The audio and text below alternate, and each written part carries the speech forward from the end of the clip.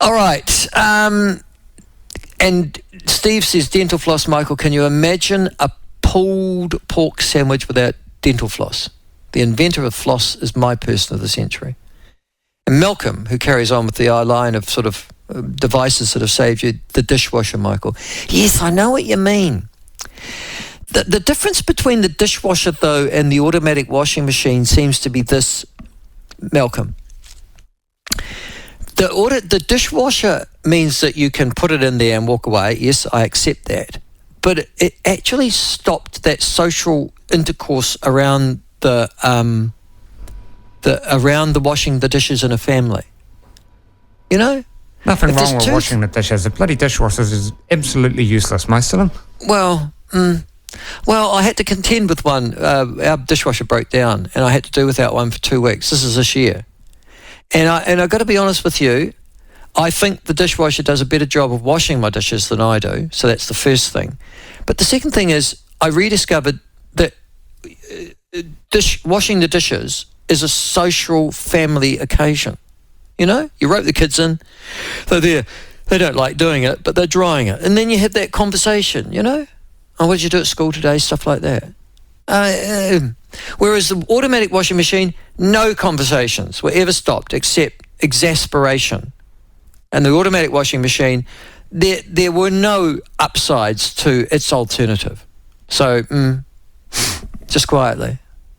If I took the automatic washing machine away from every home in New Zealand and Australia, and I said, right, off you go, there would be a mass pandemic of panic. Whereas I don't think I could do that if you just took away the automatic dishwasher.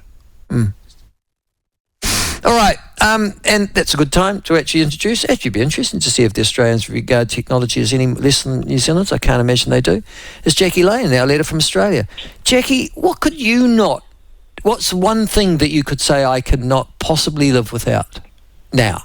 Oh, well, having listened to that conversation and given the occupation of my father, I'd have to say dental floss is right up there. Oh, really? Because your father was a dentist, wasn't he? Yes, he was. Although there's a newer invention called a pixter. I don't know if you have them in New Zealand. What are they? There you go. So they are like a toothpick, but they're plastic with a slightly, a very small kind of nylon little brush on the end, and you can sort of, like you would with a toothpick, you put it in between your teeth.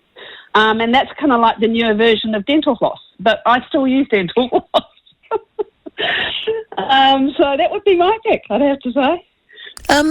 I've never used dental floss, which I imagine puts me into some sort of antediluvian cave company somewhere. But how prevalent is dental floss, do you think?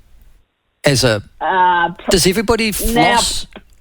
No, I think most people don't. Thank God for that. And interestingly, I was chatting to my dentist the other day and just asking him about the percentage of people who actually went to the dentist, because I go every 6 months, because I get a little note in the mail or now an email from my dentist saying your 6 months checkup is due. So I dutifully go in there and do that.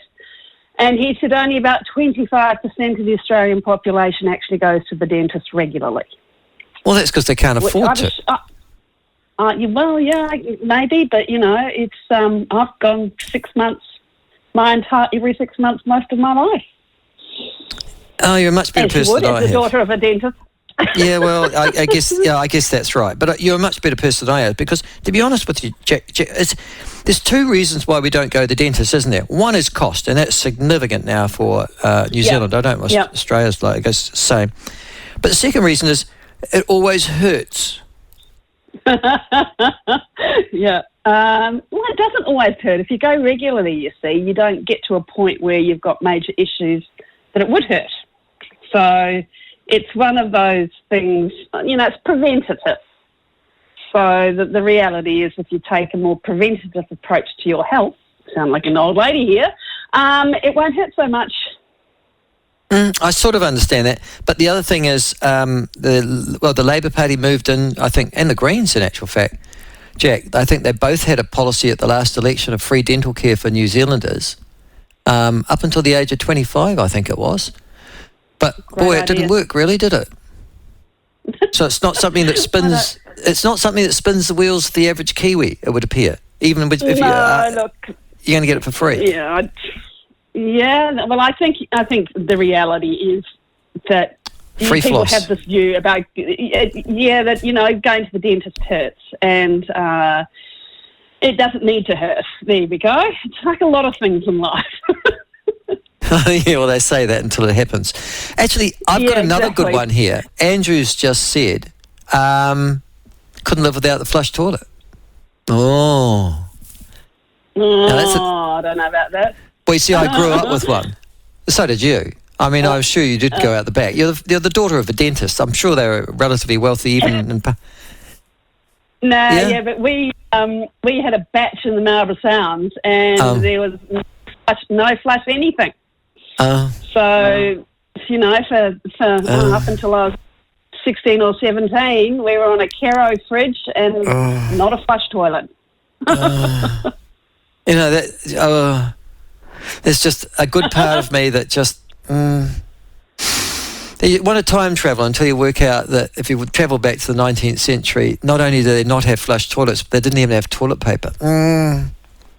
Yeah, that would be interesting though, isn't it? I mean, I upgraded my phone last week, which I avoid doing because me and technology don't work, and it wasn't syncing with my Apple Watch, and I must say it rather discombobulated me, and I spent 2 hours in at the Apple shop sorting it out yesterday, and for someone who was never keen on having an Apple Watch, I rather felt like my part of my life had been disconnected. So I've become a bit of a connected tech person, which I was always trying to avoid.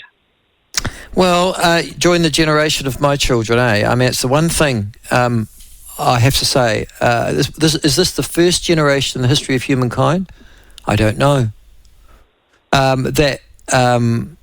That they are teaching their parents how to use the new technology. What do you think? Yeah. It would be, wouldn't it? Probably. Yeah. And as a consequence, parents go to their children and say, "Can you sort this out for me?" And they look at you. They look at you as if there's something functionally wrong with you, as in, "Dad, have you got Alzheimer's?" or I don't know.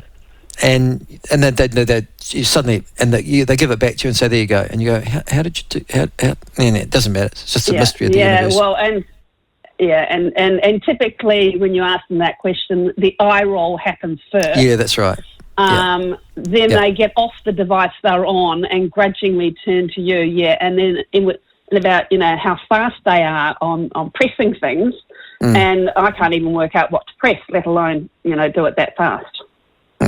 But I think the next generation is going to evolve with different finger sizes because they're pressing so much.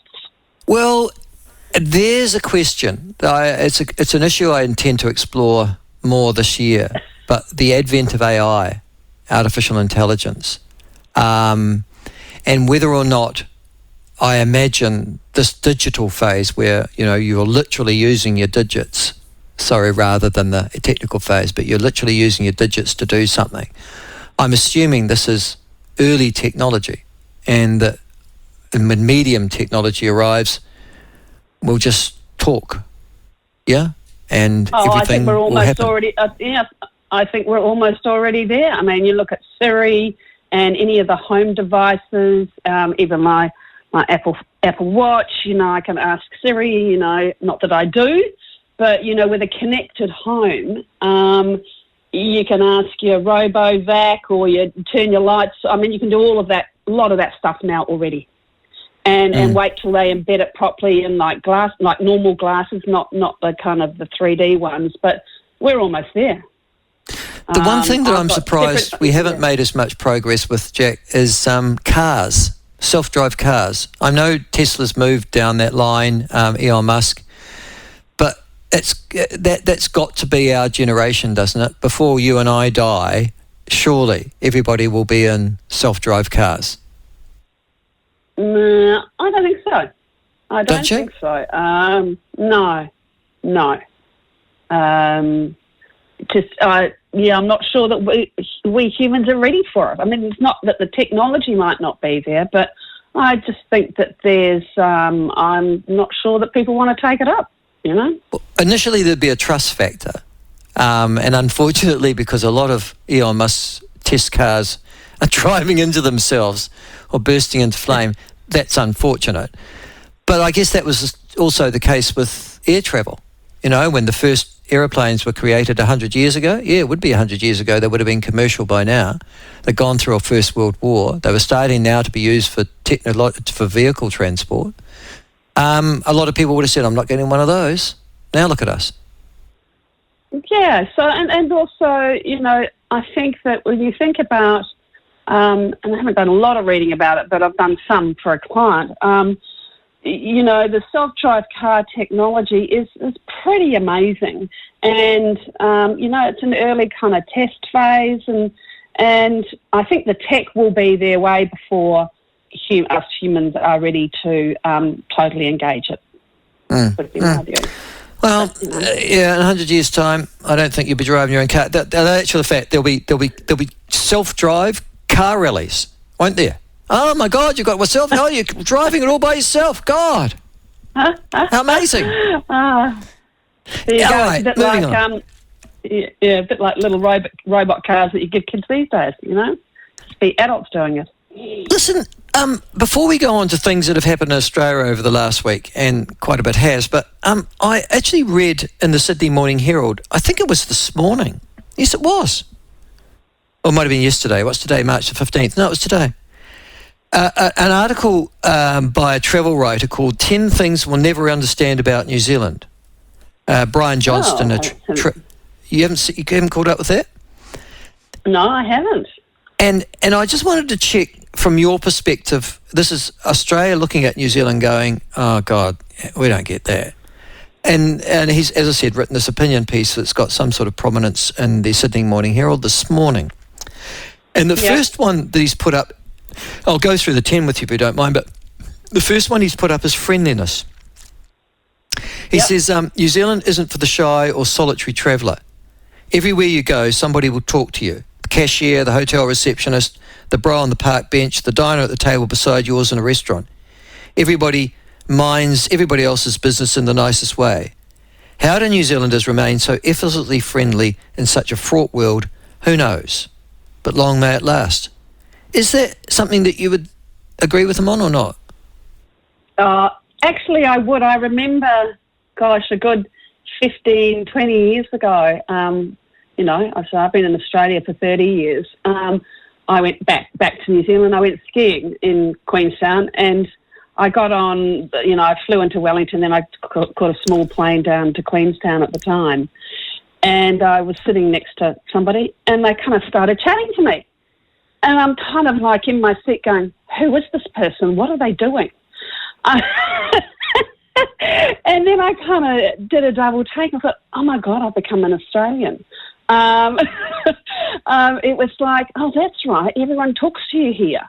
That does not happen in Sydney, Sydney particularly where I am. But so I notice that every time I come home, I've got to kind of just do a little bit of a check and think, okay, I'm in New Zealand. People talk to me.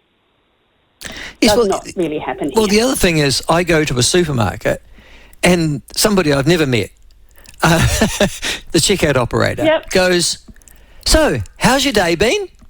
Yeah. And she'll get really offended if you go, there's none of your business.